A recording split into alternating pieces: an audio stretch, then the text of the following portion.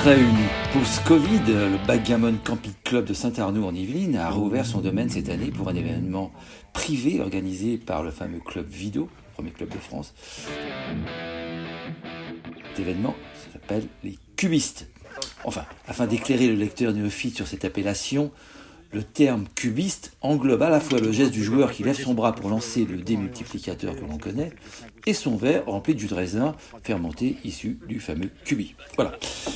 À cette occasion, les proprios, Étienne et Mireille, se sont une nouvelle fois mis en 4 pour accueillir 16 participants dans des conditions de confort optimales, laissant l'ensemble de leur maison à la créativité gastronomique et logistique des organisateurs, à savoir la franco-hongroise Cataline K et Ibra G, rappelant tous deux binationaux en sursis lors de ce premier tour des élections législatives, initié par le chef de village de France, Emmanuel Macron.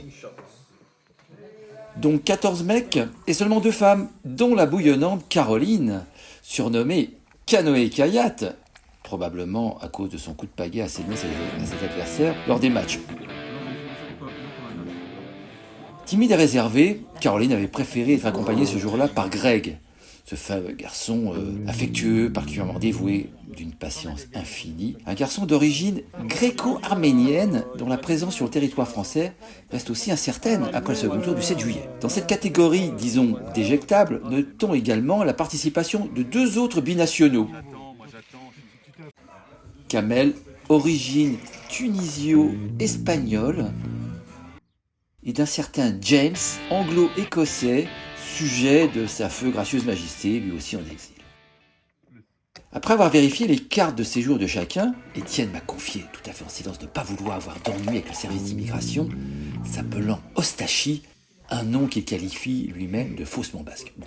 Les hostilités ont commencé le samedi matin par une épreuve parmi les plus éprouvantes du backgammon, un speedgammon joué en 5 points, même sous perfusion de café, avec une pendule réglée sur 2 minutes. Croyez-moi, on retrouve ici toute la perversité d'Ibrahima, qui, sans le vouloir et sans le savoir, a mis en péril ce jour-là sa réélection. Mal réveillés, mais stoïques, les participants se sont tout de même pliés à cette nouvelle épreuve cruelle. Sauf un, car Geoffroy Ménez, ravi, ne trouve pas ça cruel. Rappelons qu'il n'est autre que le cousin d'Arthur Ménez, la lenteur pathologique d'un joueur qui termine régulièrement un match en 3 secondes au compteur. Et ce, en speedgammon. Et oui, comme quoi les gènes, c'est comme ça. Sans aucune surprise, surentraîné et dont la pratique régulière du squash lui permet désormais de jouer un jeu en appli complète, Géo survola l'épreuve. Ce week-end comportait bien sûr le main event, un tournoi en 5 rondes suisse dont les 4 meilleurs accédèrent au tableau final. Alors j'ai nommé James, Master 3, Jean-Paul, Breton, Olivier Flamme, jongleur, et Geoffroy que l'on ne présente plus.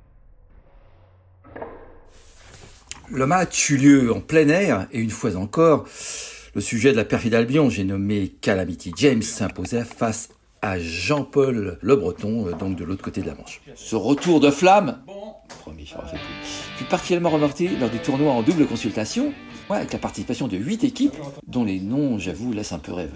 Caro Enrico, les Chevelus, Wara Wara, Kata Ibra, les Petits Lus, Lucien Géo, ou encore les Zoubida, et j'en passe, et des pires. Cela dit, lors d'une finale d'anthologie, les spectateurs restèrent médusés, non pas par la technique ou la stratégie des 4 protagonistes, mais par les dialogues de très haut niveau de mise en boîte. Kamel, associé à Jean-Paul, affrontait en effet les maîtres en la matière, Greg et Flamme, autrement dit, des professionnels de la casse.